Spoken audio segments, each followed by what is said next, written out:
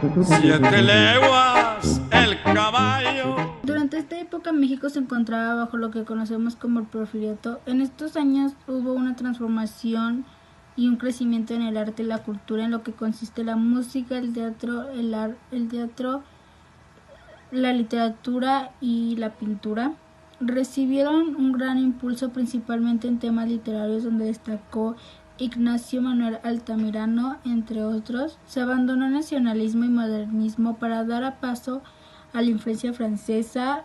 Las nuevas corrientes del realismo y modernismo estuvieron representadas en la producción poética y novelística. En la pintura tuvo dos vertientes, la europea y la nacional. Ejemplo de esta última fue la obra paisajística de José María Velasco.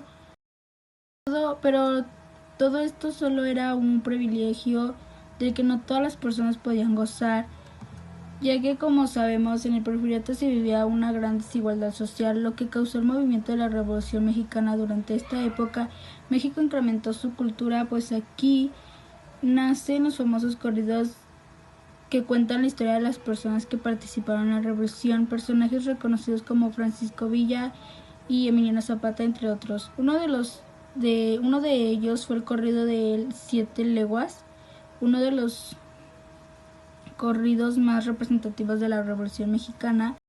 En el tema de la vestimenta también fue un aspecto muy importante en la cultura, ya que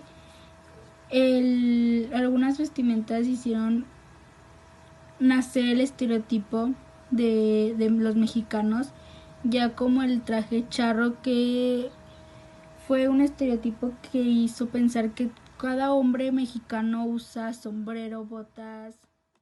Que Villa más estimaba.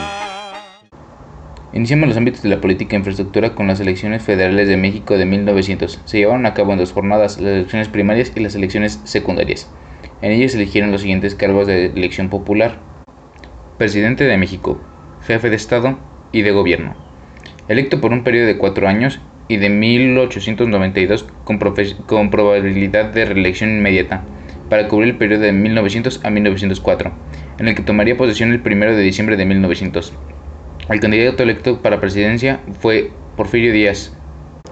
Las elecciones de 1900 fueron distintas a las anteriores, ya que a pesar de muchos grupos querían postular a Porfirio Díaz como candidato a la presidencia de la República, otros tenían sus ojos puestos en dos personajes. Primero a Bernardo Reyes como candidato independiente y a José Yves Limatour. El Porfiriato tuvo su época de mayor esplendor entre los años 1900 y 1910, cuando la capital se transformó. Hubo un notable afrancesamiento en la arquitectura, en la moda y en el estilo de vida que se apoderó de la notable y leal Ciudad de México. Grandes obras públicas se terminaron y otras más se pusieron en marcha.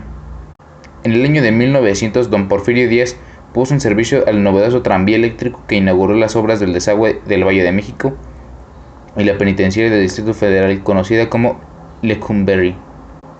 Eventualmente colocó la primera piedra del futuro monumento a la independencia, luego coronado como la Victoria Alada. En 1902 las compañías mexicanas de gas y luz eléctrica impulsaron el embellecimiento de la ciudad al introducir novedoso cableado subterráneo que llegó a sustituir a los postes y el mal aspecto que daban los cables de exterior.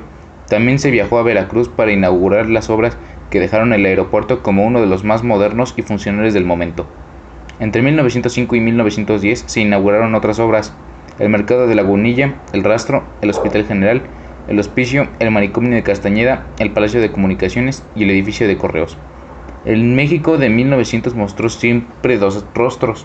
En el proceso material, en los aproximadamente 20.000 kilómetros de vías férreas, la red telegráfica de un país, líneas telefónicas en zonas urbanas, el alumbrado eléctrico, las casas comerciales, las obras públicas, pero también una desigualdad lacerante.